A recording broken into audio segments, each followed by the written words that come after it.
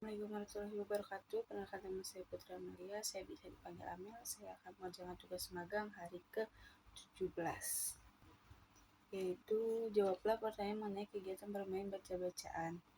Jelaskan apa yang dimaksud dengan kegiatan bermain baca-bacaan. Bermain baca-baca sebagai segala sesuatu permainan yang menghubungkan dalam menumbuhkan minat baca pada anak agar anak senang membaca dengan media atau modul yang sudah dimiliki anak. Bermain baca-bacaan juga membuat anak senang dalam membaca sehingga tumbuh minat karakter belajar anak. Nomor 2, jelaskan kegiatan apa saja yang termasuk dalam kegiatan bermain baca-bacaan. Yaitu kegiatannya adalah media utama modul baca-baca yang sudah dimiliki anak, bisa juga dengan buku cerita, cerpen, atau komik yang ada di majalah, dan juga bisa dengan metode bahasa Bimba.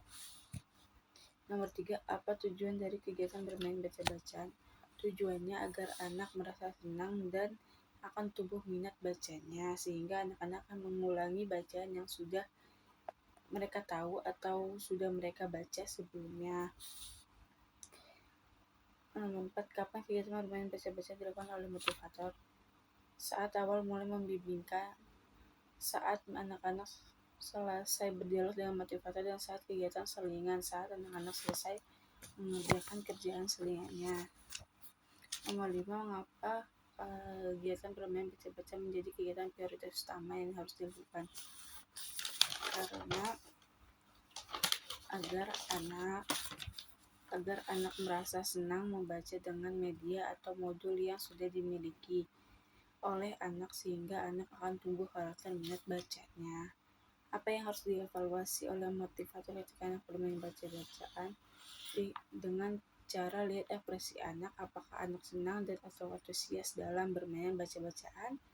Lihat kognitifnya, apakah tujuannya tercapai. Dengan cara evaluasi, apa anak semakin meningkat atau anak mau mengulang bacaannya. Bagaimana cara menerapkan kegiatan bermain baca-bacaan bersama anak? Awali dengan kegiatan baca-baca secara bersama-sama terlebih dahulu. Anak akan merasa tertarik dengan proses membaca sehingga akan tumbuh minat bacanya. Selingi dengan kegiatan selingan seperti menulis atau berhitung. Paling penting di setiap proses wajib dengan paradigma Bimba dan metode Bimba, di mana kegiatan yang dilakukan menyenangkan. Motivator wajib berupaya dalam mengajak anak bermain baca-bacaan.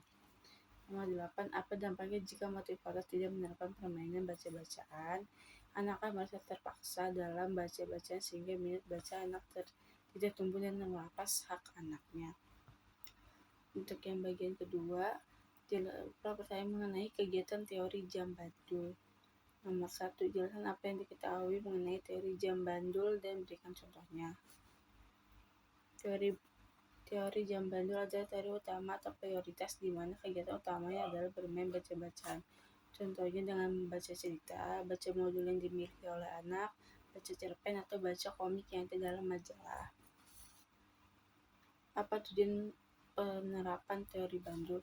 Tujuannya agar anak tumbuh minat belajar dan bacanya sehingga karakter minat baca anak terbentuk sendirinya. Kapan motivator menerapkan teori jam bandul? Sepanjang kegiatan bermainan di Bimba A, I, U, E, O. Bagaimana cara menerapkan teori jam bandul?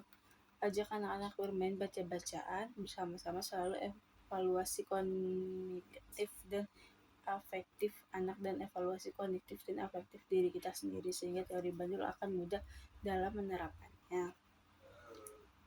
Nomor 5, bagaimana jika motivator tidak menerapkan teori jam bandul?